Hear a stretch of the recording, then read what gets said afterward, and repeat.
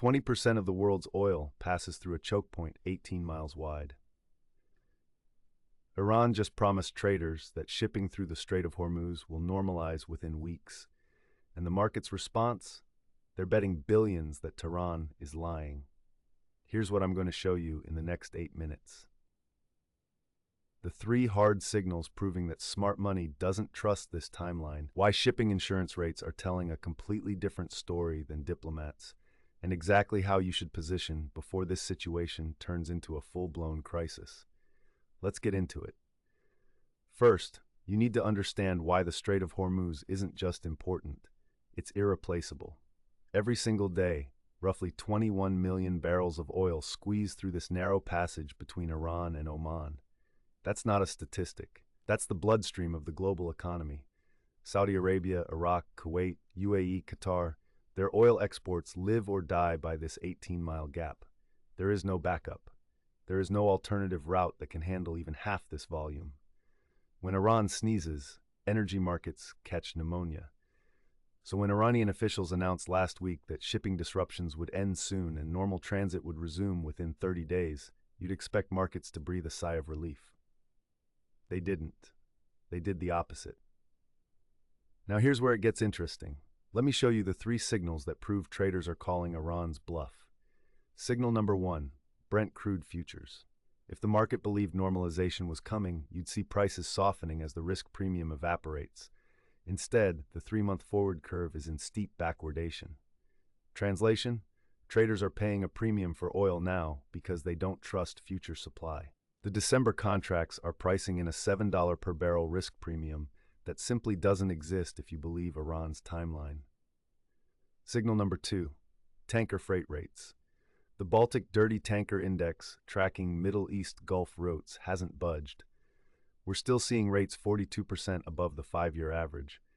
Shipping companies aren't dropping prices because they're not confident they'll actually be making those voyages. Money talks. This money is saying, don't believe the hype. Signal number 3, and this is the big one, shipping insurance premiums. Forget what politicians say. Forget what analysts predict. Watch what Lloyd's of London charges to insure a tanker through the strait. Right now, war risk premiums for Hormuz transit are hovering at 1.2% of hull value. For a typical VLCC supertanker worth $120 million, that's nearly $1.5 million in insurance for a single voyage. Before tensions escalated, these premiums were under 0.1%. Here's the kicker. These rates haven't dropped a single basis point since Iran's announcement. Insurance actuaries have access to intelligence briefings, satellite imagery, and naval movement data that you and I will never see. They're not buying it either. Now let's talk about what the satellite data actually shows. Commercial satellite tracking from companies like Tanker Trackers and Kepler reveals Iranian Revolutionary Guard vessels have increased patrol frequency by 31% over the past 2 weeks. That's not de-escalation behavior. That's positioning. Meanwhile, the U.S. Fifth Fleet hasn't reduced its carrier presence. If back channels had negotiated a real resolution, you'd see military drawdowns. We're seeing the opposite. So here's the question you're really asking. What do I do with my money? 3 moves to consider. First, energy exposure. If you're underweight oil and gas, this is your window.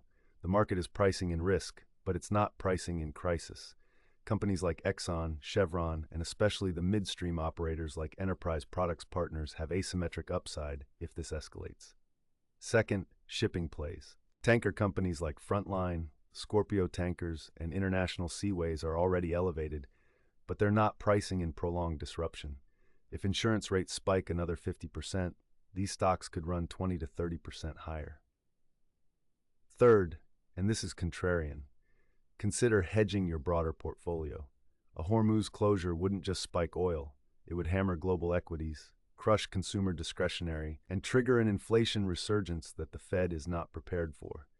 A small allocation to put options on SPY or QQQ isn't bearish, it's insurance.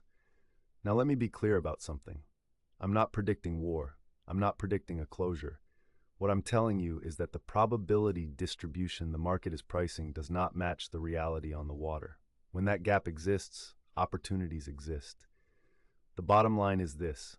Iran's timeline is a diplomatic statement, not a trading signal. The institutions moving billions through energy markets have made their assessment, and they're positioned for continued uncertainty at minimum, escalation at maximum. You can follow the headlines, or you can follow the money. The money doesn't believe Iran. Neither should your portfolio. If this breakdown helped you see the market more clearly, hit subscribe. I release deep dives like this every week, and the next geopolitical flashpoint won't wait for you to catch up. Subscribe now, and I'll see you in the next one.